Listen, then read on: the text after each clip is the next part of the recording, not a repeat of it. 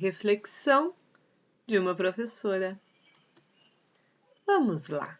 Vamos pensar na competência 2.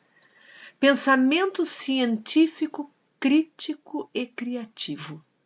Exercitar a curiosidade intelectual e recorrer à abordagem própria das ciências, incluindo a investigação, a reflexão, a análise crítica, a imaginação e a criatividade. Vamos para a habilidade de matemática, 4º ano, números, referente ao 3º bimestre. 06B. Resolver e elaborar situações-problema envolvendo diferentes significados da multiplicação, combinatória e proporcionalidade, utilizando estratégias diversas, como cálculo por estimativa, cálculo mental e algoritmos. Problemas envolvendo diferentes significados da multiplicação e da divisão, combinatória e proporcionalidade. Objeto: problemas envolvendo diferentes significados da multiplicação e da divisão, combinatória e proporcionalidade. Essas estão facilmente escritas, você pode encontrar na BNCC, você pode encontrar no currículo paulista, você pode encontrar no planejamento, né? Prontinho para ser copiado. Mas e a metodologia? E os recursos? E a avaliação? E agora? O que temos? Os livros didáticos, o EMAI, coleções, atividades da internet. Mas quanto tempo disponível tenho? Agora, em época de aulas remotas, 11 habilidades de matemática, que temos agora como essenciais, para 10 semanas. Sendo uma habilidade na semana, tem em média 6 aulas de matemática para essa habilidade. Mas, se fosse numa época de sala normal, de aula, nós teríamos 19 habilidades do 3º bimestre. Ou seja, ainda teríamos menos tempo. Voltando ao que eu quero chegar com o aluno, qual é a competência? Pensamento científico, crítico e criativo. Exercitar a curiosidade intelectual e assim por diante. Vamos pensar. Qual é a habilidade, o início da habilidade? Resolver e elaborar situações. Quem? O aluno. O aluno resolver e elaborar situações e assim por diante. Bom, vamos lá. O que é resolver e elaborar? Resolver, achar a solução de, solucionar, o aluno. Elaborar, produzir-se, o aluno produzir. Vamos ver em qual grupo de habilidades está. Sabemos que temos 3 grupos essenciais de habilidades. O grupo 1 é de observação, que inclui observar, reconhecer, indicar, representar, apontar, identificar e localizar. Temos o grupo 2, que é o de transformação, que é ordenar, medir, fazer estimativas, compor e decompor, classificar, seriar e conservar. O grupo 3, que é o de compreensão, vem avaliar, analisar, julgar, criticar, explicar causas e efeitos, argumentar, justificar, apresentar conclusões e fazer prognósticos. Bom, achar a solução é apresentar conclusões. Elaborar já vem fazer prognósticos, ou seja, está no grupo 3. Mas vamos pensar, mesmo sendo a habilidade que está no grupo 3, eu não posso esquecer de passar pelos grupos anteriores antes de chegar nesse. Quais são esses? O de observação e de transformação. Eu tenho que pensar que ele tem que passar por essas dois grupos para ele chegar no terceiro grupo. E ainda tenho que considerar os pré-requisitos. Ou seja, o que o aluno sabe? Ele sabe as ideias principais da multiplicação? Ele sabe as ideias principais da divisão? Já foi estimulado o hábito de fazer estimativas nesse aluno? Já foi estimulado o hábito de cálculo mental? Já foi discutido sobre as diferentes estratégias para construir o algoritmo? Muito bem. Vamos lá. Para que o aluno seja protagonista e entenda, ele tem que passar pelo processo de construção. O aluno tem que demonstrar. O aluno tem que observar. Por que então começamos uma explicação com observe que? E só o professor responde. Quem está observando? O professor ou o aluno? Quando se tem autonomia e se tem interesse em aprender, não admitimos ser espectador. Queremos fazer parte do processo. Mas se não foi construído essa importância, como fazê-lo agora?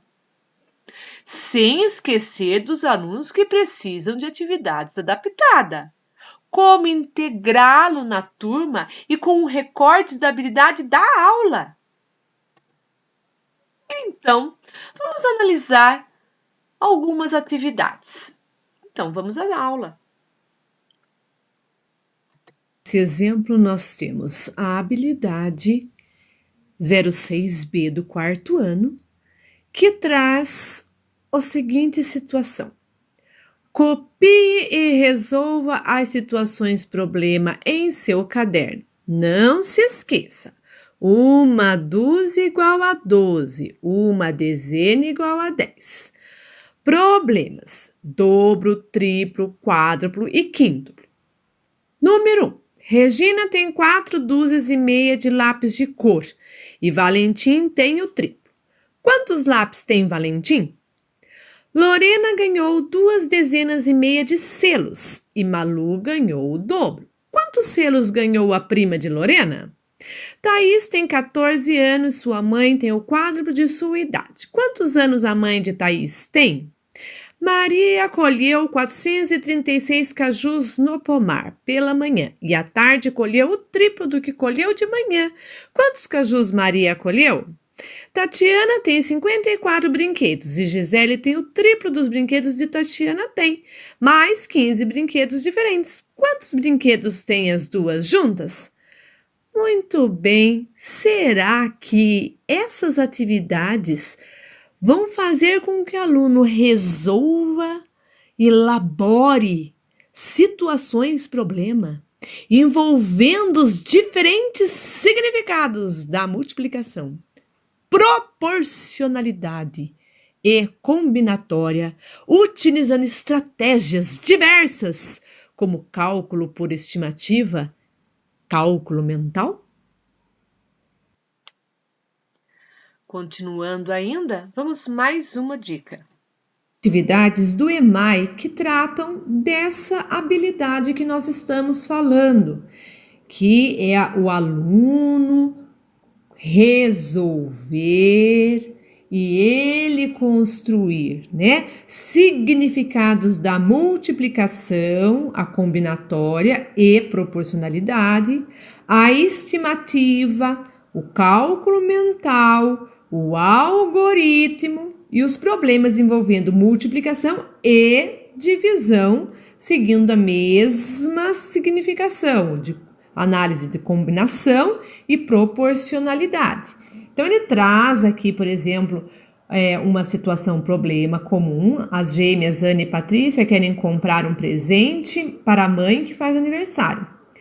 Elas viram na loja que poderiam comprar em 3 parcelas de R$ 123 ou em 6 parcelas de R$ 65. Para calcular o gasto total, cada uma usou um procedimento. Aí ele colocou o procedimento da Ana e da Patrícia. E logo aqui já vem a perguntinha. Escreva quais comparações você pode estabelecer entre os procedimentos de Ana e Patrícia.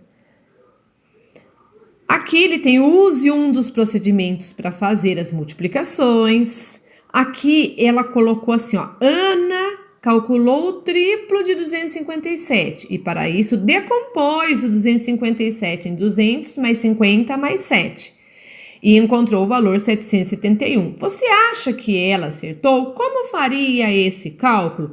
Isso aqui já são significados da multiplicação. Está fazendo a análise das propriedades da multiplicação. Tem outro probleminha aqui, vamos só seguindo, sempre perguntando a comparação, né? Aqui use um desses procedimentos, continuando aqui a situação, a sequência didática do EMAI. Temos aqui novamente a análise de dois procedimentos da Ana e da Patrícia, construindo. Aqui nós começamos já a divisão entre a Ana e a Patrícia, como que foi a divisão, sempre indagando como que foi feito, depois indo para o algoritmo e lembrando que sempre depois que termina, ele sempre faz uma pergunta para o aluno. Aqui já vem a estimativa, o que eles acham, ó. Desafie um colega a responder a pergunta escrita na carteira apresentada abaixo, marcando um X na resposta. Será que é maior que 600? É menor que 600? Então, aqui ele está criando aqui uma estimativa. Só que, se essas atividades que pede para você fazer com que o aluno levante as hipóteses e o aluno fale, ao invés disso, o professor colocar a resposta diretamente ou já falando qual é o procedimento a ser utilizado, sem ter um diálogo com o aluno sobre essas situações, problema, indagando e procurando a curiosidade, o levantamento de hipóteses, a argumentação, será que a habilidade está sendo feita, está sendo preparada? Continuando nossas reflexões, lembrando lá da competência, pensamento científico, crítico e criativo. A atividade que está sendo passada está visando esse objetivo? Essa competência? Muito complicado agora, então, quando estamos à distância. Mas e se fosse em sala de aula? Como estimular essa competência? Então, o aluno está chegando no objetivo? Vamos lá, pensando nos recursos. O que for possível em época de pandemia, isso não podemos discutir. Mas na sala de aula, adianta um slide lindo reproduzir a mesma aula sem participação do aluno? Sem curiosidade? Sem motivação?